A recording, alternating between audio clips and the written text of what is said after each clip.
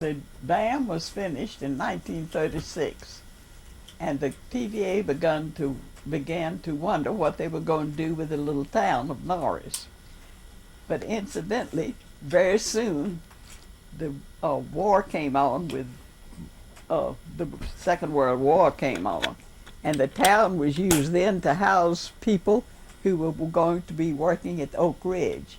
So the town stayed full of people working at Oak Ridge, and even though most of the TVA people had left the town, of course there were a few of us left who went into business for ourselves, and we stayed in Norris at that time. Well, all during the war, we had people living here who were working in Knoxville at Oak Ridge. But in 1947 or 8, they begun to talk about selling the town because TVA had no longer had any use for it or any need for it, really. And in 48 in July, they had advertised the town of Norris for sale.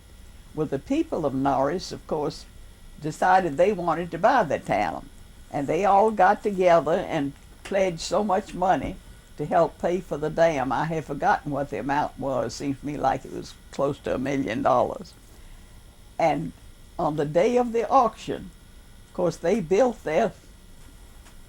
what they could afford to pay, but they were outbid by a syndicate from New York or New Jersey, and the town was sold to that group of people. And many of the people of Norris begun to move out at that time because they didn't want to stay. But having a business in Norris, we chose to stay and see what was going to happen and to see if we could afford to stay. Well, they began to to sell off the property of Norris. They surveyed each house and a lot around it, and priced each one of them. And they at this stage of life, the price seems very cheap, but at that particular time it was not so cheap. But anyway, we bought a house in Norris and stayed. But many people chose to leave and not stay. I was speaking to say the Claps, I think, bought their house and they stayed. Of course, Morgan and Lilienthal both left. And of course, I don't remember the other board member, of course, lived in Knoxville, so he was not affected. What do you remember about the move for a group of citizens here to buy and settle a new community, build a Little Norris in Knoxville area? Do you recall anything about that move? No. Several of them moved on Cedar Lane, I know, but they were houses already built. I don't know anything about a group building a place. Sandy Brandt was one of the active ones working to get a core group to buy property in the Knoxville area somewhere and establish a new Norris community. Well, it must have fallen through because Sandy bought a house in Norris and lived here as long as he was able to. And he may still be living in Nashville. I believe he is. I think he is. As far as I know, he is.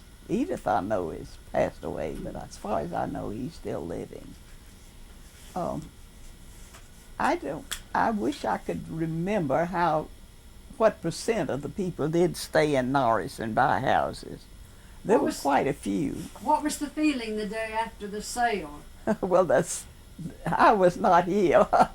I was taking Jerry out to Yellowstone to work for the summer, and I was not here, so even for the sale, so I can't really answer, but I imagine they were all deflated.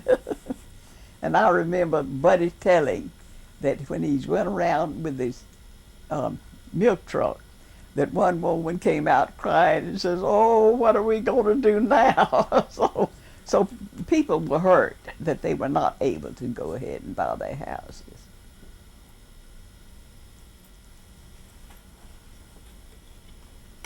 I hope that Norris never loses its nucleus, that it stays as a small community with the feeling of friendliness for everybody. I know when I lost my husband, I thought how lucky I was to live in a little place where I had the whole town as part of my family. It seemed to affect everybody, and they expressed their sympathy in such a way that it was just wonderful to feel that you had that support. I hope it never loses that small town feeling of the people who live here. And I hope it stays as nice and clean and beautiful as it is today.